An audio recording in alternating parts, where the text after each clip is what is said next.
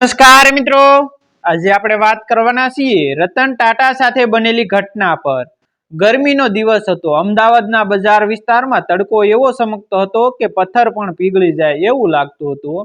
બપોરનો સમય, લોકોનું આવગમન થોડું ઓછું, પરંતુ રસ્તાની બાજુએ બેસેલા નાના નાના વેપારીઓનું જીવન તો એવી જ ગરમીમાં પણ ચાલતું હતું। કેટલાક સીણાદાર વેચતા હતા, કેટલાક ફળ ફૂડ, તો કેટલાક શાકભાજીની ટોપલી લઈને બેઠા હતા। ધૂળ ધુમ્મસમાં પણ લોકોની જિંદગી ચાલુ હતી। બજારની એ જ ગલીમાં ધીમે ધીમે ચાલીને જઈ રહ્યા હતા એક વૃદ્ધ, સાદા પણ પ્રભાવશાળી વ્યક્તિત્વ ધરાવતા માણસ, રતન ટાટાઓ। તેઓ સામાન્ય કપડામાં હતા। આસપાસના કોઈને ખબર પણ નહોતી કે આ સાદા કપડામાં ચાલતા વ્યક્તિ ભારતના સૌથી મોટા ઉદ્યોગપતિ છે। રતન ટાટાને સામાન્ય લોકોના જીવન વિશે જાણવા હંમેશા રસ રહેતો। તે દિવસે પણ તેઓ પોતાની કાર થોડે દૂર રાખીને પગપાળા બજાર નિહાળતા હતા। અચાનક તેમનું ધ્યાન રસ્તાની બાજુ એક નાના છોકરાના તરફ ગયું। ઉંમર હશે અંદાજે લગભગ 16-17 વર્ષની। ગોરાશ્યામ રંગ, ગરમીમાં પસીનાથી ભીનું કપાળ, આંખોમાં થોડોક થાક અને થોડી ચિંતા। તે છોકરો પોતાની આગળ નાની ટોપલીમાં ભાજીપાલો ગોઠવી બેઠો હતો। ટમેટા, મરચાં, કાકડી, લીમડા જેવી સસ્તી પણ જરૂરી વસ્તુઓ। ગરમી છતાં તે ધીમે ધીમે આવનાર દરેક ગ્રાહકને નમ્રતાથી બોલાવતો કે મામીજી, ટમેટા લઈ જાઓ, મરચાં તાજા છે। રતન ટાટાએ થોડા ક્ષણો તેને નિહાળ્યું। કંઈક ખાસ લાગ્યું। તેઓ તેની પાસે ગયા અને સ્મિત સાથે પૂછ્યું કે બેટા, આ ટમેટા કેટલાના? છોકરાએ ઉપર જોયું। સામે એક સાદા માણસ હતા, પણ અવાજમાં કંઈક એટલું દયાળુ કે તે થોડુંક નિશંક થઈ બોલ્યો કે સાહેબ, તમે જે આપો તે લઈ લઉં, બસ થોડું ખરીદી લો ને, આજે આ વેચાણ ઓછું થયું છે, પૈસાની થોડી જરૂર છે। આ શબ્દ સાંભળીને રતન ટાટા દંગ રહી ગયા। સામાન્ય રીતે બજારમાં કોઈ પણ વેપારી પોતાની કિંમત બોલે, વાટાઘાટા કરે, પણ આ છોકરો કેટલો સરળ, એટલો વિનમ્ર। રતન ટાટાએ વિચાર્યું કે આ બાળકમાં કંઈક છે। બેટા, તારું નામ શું છે? મારું નામ ઇમરાન છે સાહેબ, છોકરો ધીમે બોલ્યો। શાળામાં ભણે છે?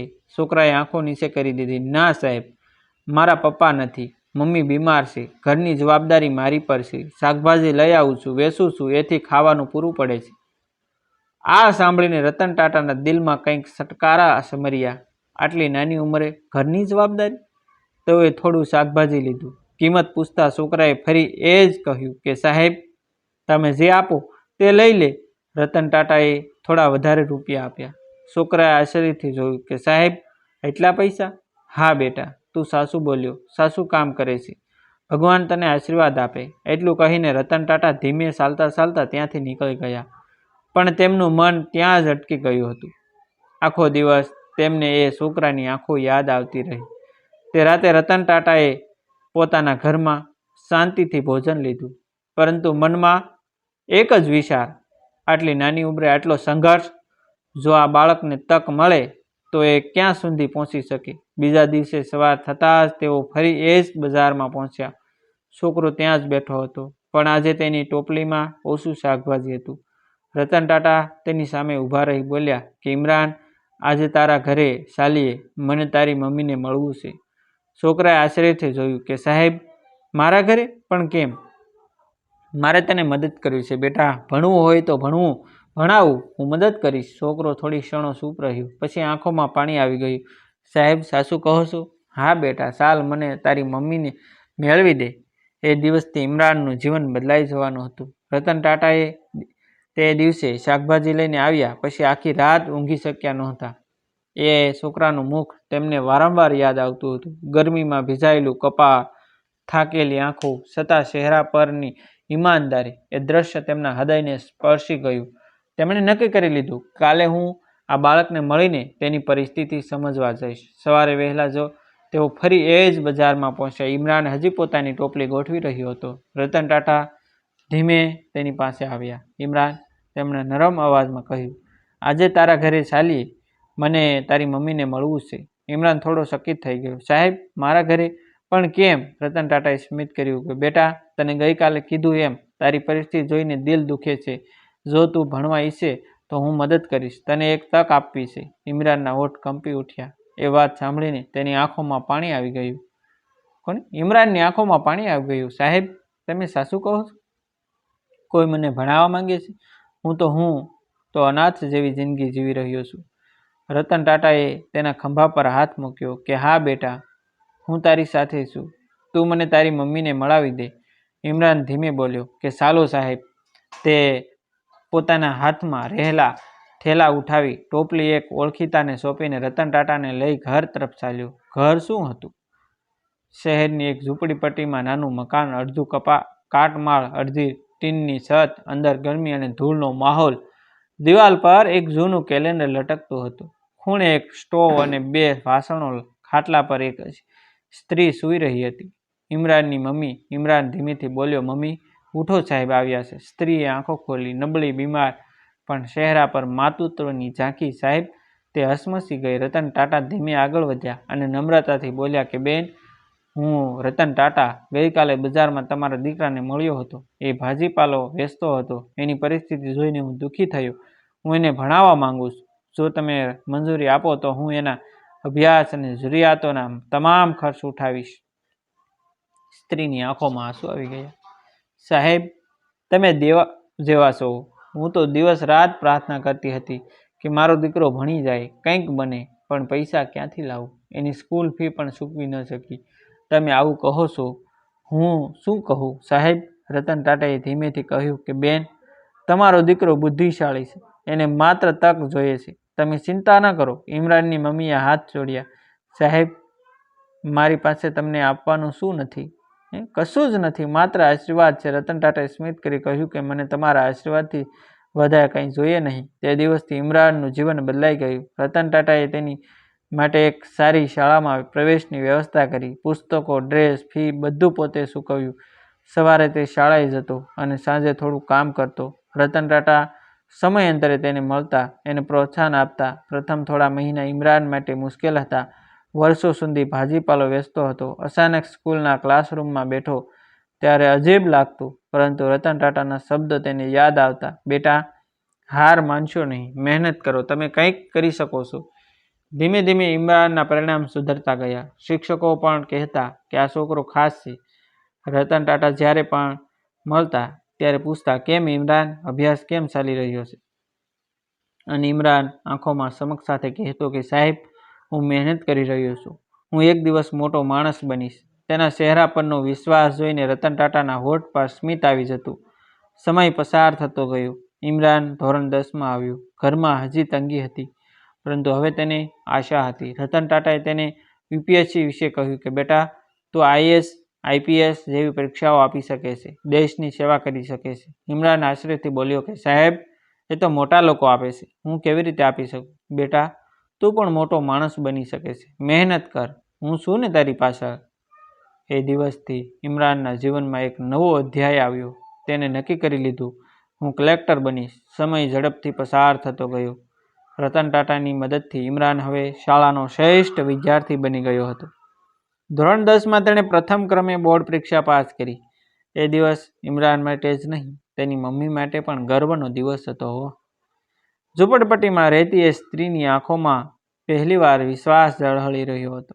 મારો દીકરો ખરેખર કંઈક બની શકે છે. રતન ટાટાએ પણ તે દિવસે ઇમરાનને બોલાવ્યો કે બેટા, અભિનંદન, તું મહેનત કરતો રહ્યો. આજ તારું સૌથી મોટું હથિયાર છે. હવે આગળનું પગલું ધોરણ 12, પછી કોલેજ અને પછી યુપીએસસી. ઇમરાનના દિલમાં ધીમે ધીમે આઈપીએસ બનવાનું સપન મજબૂત બનતું ગયું. પણ રસ્તો સરળ નહોતો. ઘરમાં હજી ગરીબી હતી. તેની મમ્મીનું આરોગ્ય દિવસે ને દિવસે ખરાબ થતું જતું હતું. તબીબીઓની ફી, દવાઓ, ઘરની નાની મોટી જરૂરિયાતો, આ બધું રતન ટાટા પૂરી પાડતા હતા. પણ ઇમરાનને હંમેશા લાગતું કે આ માણસ મારી પાછળ એટલું બધું કરી રહ્યો છે, તો હું નિષ્ફળ નહીં જાઉં ને. ધોરણ 12માં તેણે સાયન્સ લીધું. શહેરની જાણીતી શાળામાં તે પ્રવેશ્યો હતો. સવારે તે શાળામાં જતો, સાંજે લાઇબ્રેરીમાં બેઠો અભ્યાસ કરતો. તેના મિત્રો તેને અવારનવાર કહેતા, અરે ઇમરાન, તો એટલો કેમ અભ્યાસ કરે છે? તે હસીને કહેતો કે મારા માટે આ અભ્યાસ મજા નથી, મારો વિશ્વાસ છે. મારે મારા સપના સુધી પહોંચવું છે. એકવાર રતન ટાટા તેની સ્કૂલમાં આવ્યા હતા.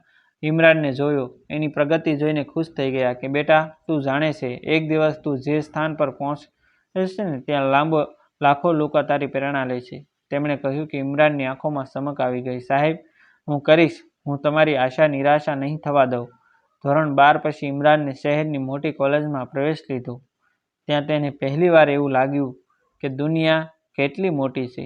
અહીંયા બધા વિદ્યાર્થીઓ, ધનિક પરિવારોમાંથી આવતા, નવા કપડાં, મોંઘા ફોન, કાર અને વચ્ચે એક સાદા કપડાં પહેરેલો ગરીબ છોકરો.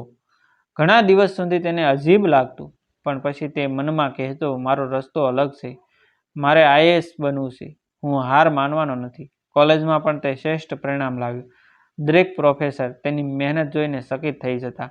રતન ટાટા સમયાંતરે તેને મળતા અને કહેતા કે બેટા, હવે યુપીએસસી માટે તૈયાર થા, તારે દેશની સેવા કરવાની છે, તારી કહાની લાખો બાળકો માટે ઉદાહરણ બનશે. ત્યારે ઇમરાન હવે દિવસ રાત તૈયારી કરતો. યુપીએસસીનું સિલેબસ, પુસ્તકો, નોટ્સ, કરંટ અફેર્સ બધું ગળે ઉતારતો. ક્યારેક રાતે 2 વાગ્યા સુધી અભ્યાસ કરતો.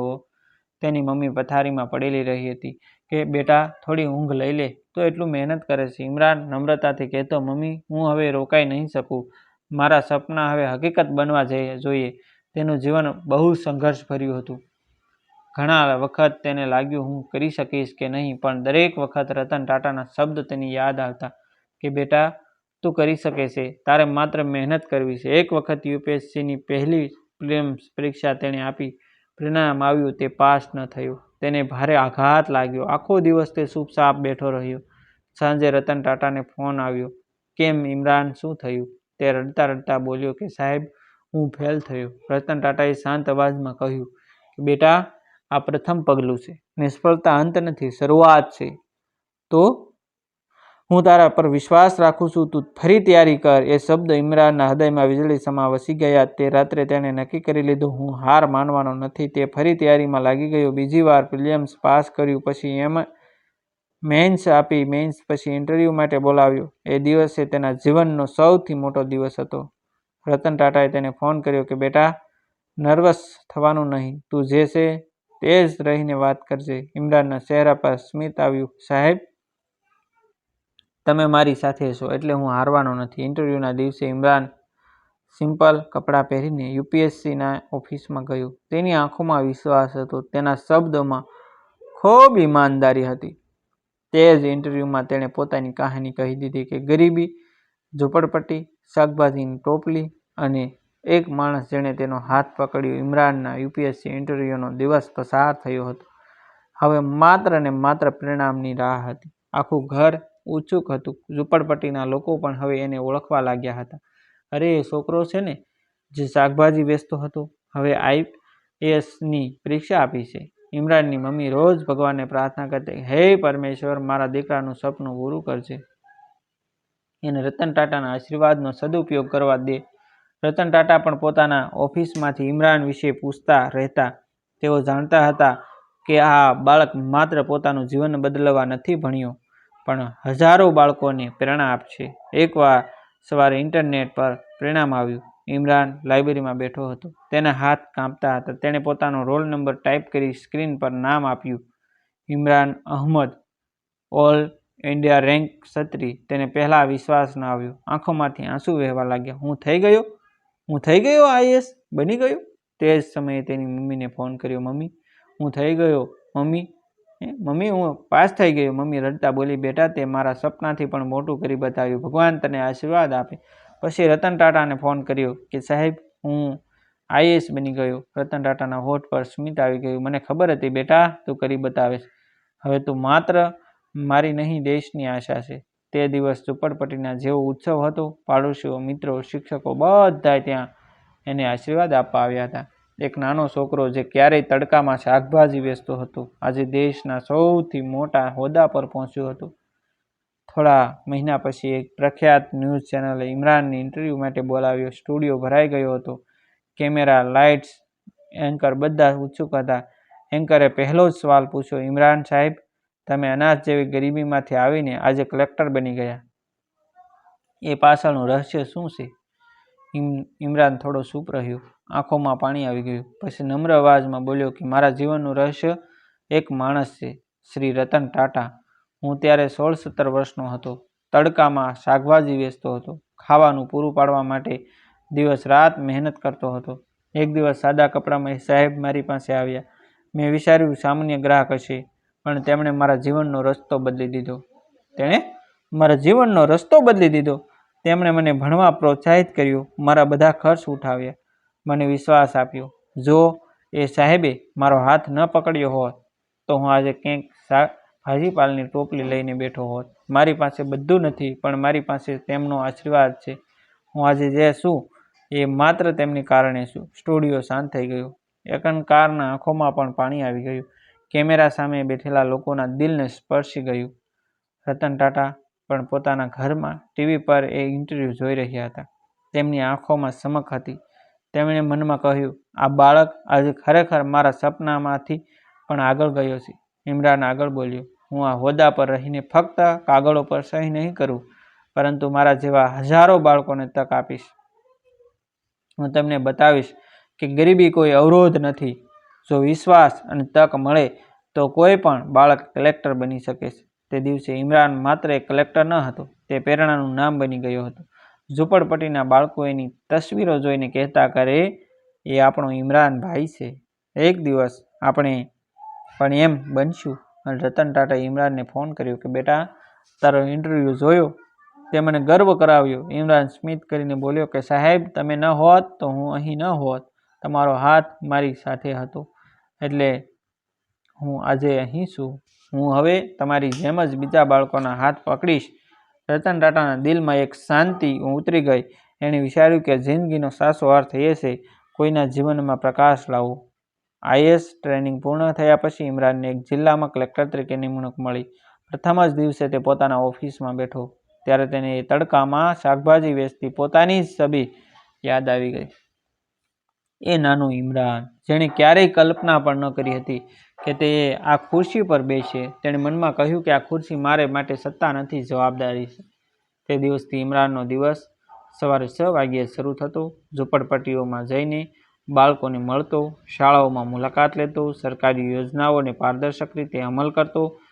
તેની એક ખાસ પહેલ હતી તકોનો હક નામે પ્રોજેક્ટ, જેમાં ગરીબ બાળકોને સ્કોલરશીપ, પુસ્તકો અને માર્ગદર્શન આપવામાં આવતું હતું.